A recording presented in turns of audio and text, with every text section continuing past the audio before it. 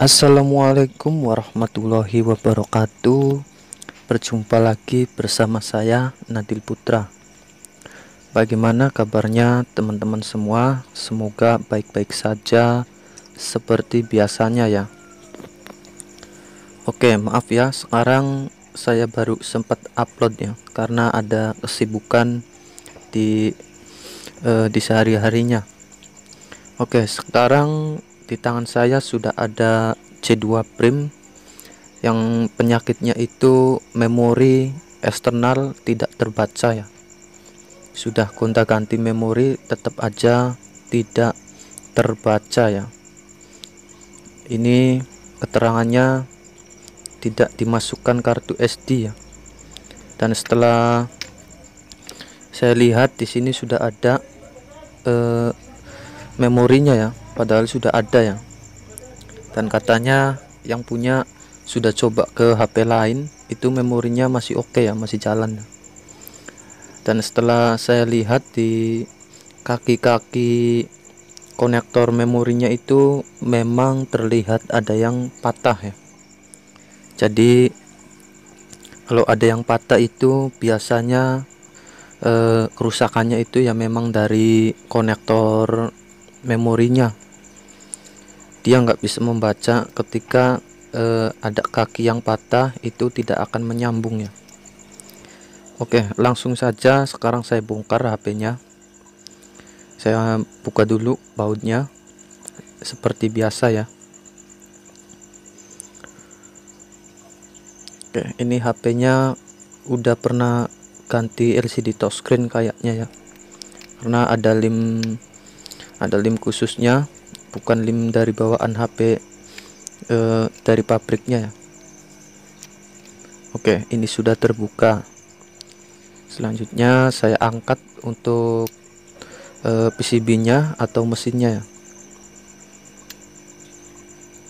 Ini HP C2 Prime ya, karena C2 Prime itu suka memori penuh ya. Kalau memori eksternalnya nggak jalan kan bisa jadi masalah juga ya.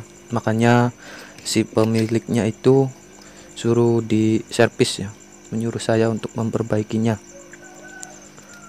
Oke, ini saya akan ganti konektornya dan saya akan cari di Kanibalan aja ya. Nah, ini punya Samsung J1 ya, sama juga ya, sama C2 Prime itu sama ya.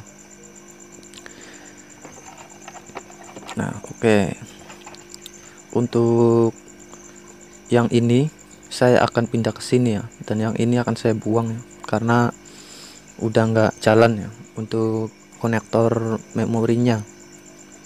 Untuk mengganti konektor memori itu di Samsung seperti ini biasanya harus satu paket sama konektor SIM 1 ya, karena memang dari bentuknya itu dia menyatu ya antara konektor SIM 1 sama konektor memori eksternal.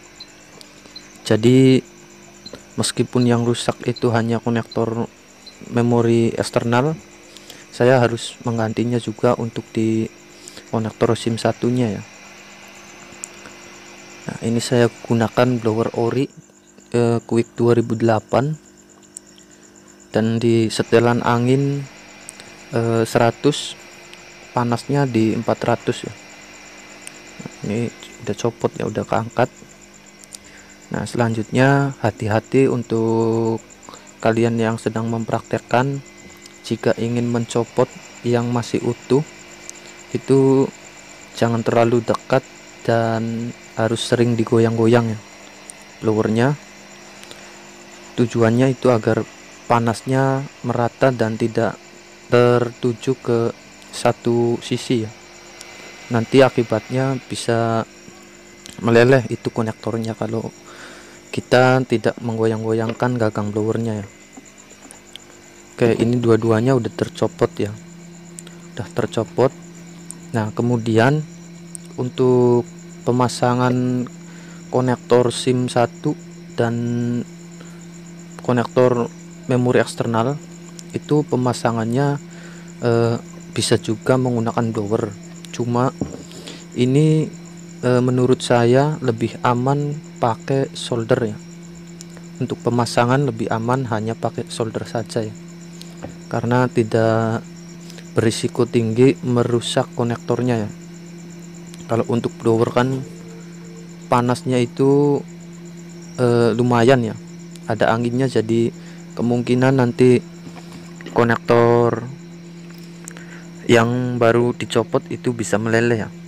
Jadi gunakan pakai solder aja untuk pemasangan yang baru ya. Dan jangan lupa juga sebelum mensolder pin-pinnya itu harus dikasih fluk ya. Kasih fluk kemudian dilapisi timah yang baru ya. Untuk cara pemasangannya ya kalian bisa lihat di video ini ya. Seperti yang saya praktekkan seperti ini.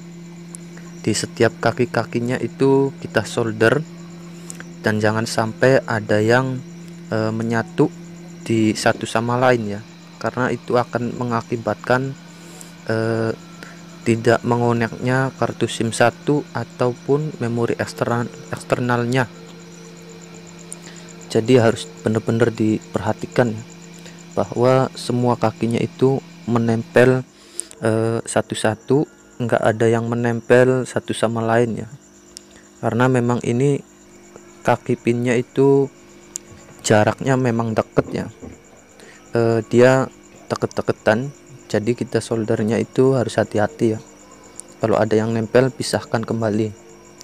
Oke, nah ini hasilnya ya setelah saya pasang. Oke, langsung aja saya bersihkan dulu pakai cleaner ya, agar sisa fluknya itu bisa bersih ya, bisa terlihat bersih. Nah ini ya sudah bersih ya. Nah, tinggal saya coba aja ke LCD ya. Coba saya nyalakan dan pasang kartu memori, apakah sudah bisa connect atau belum ya. Kalau saya yakin sih ya seharusnya connect ya, karena memang dari fisik dia rusaknya itu kakinya ada yang patah, jadi harusnya dia bisa connect ya. Beda lagi kalau dengan konektor memorinya yang bagus tapi tetap tidak mau membaca kartu memori eksternal, itu bisa jadi disebabkan karena jalur putus ya, dan konektornya kondisi baik-baik saja ya. Oke, coba saya pasang memori eksternalnya, dan tidak saya rakit dulu HP-nya karena takutnya masih belum jalan ya, masih belum terbaca. Oke, ini saya nyalakan. Oke, udah nyala ya.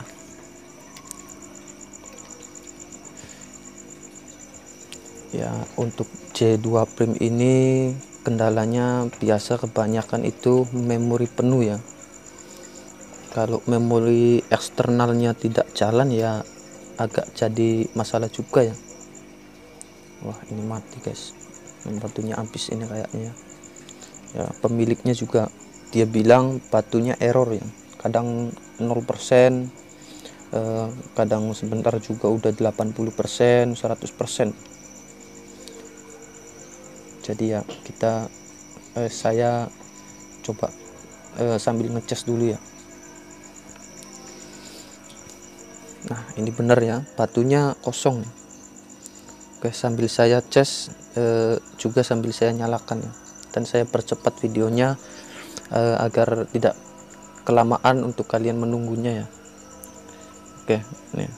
Nah alhamdulillah ya, ini kartu memori sudah terbaca ya. Ini sudah ada tulisan atau pemberitahuan kartu SD dimasukkan. Nah ini isi dalam memori eksternalnya sudah terbaca dengan benar ya.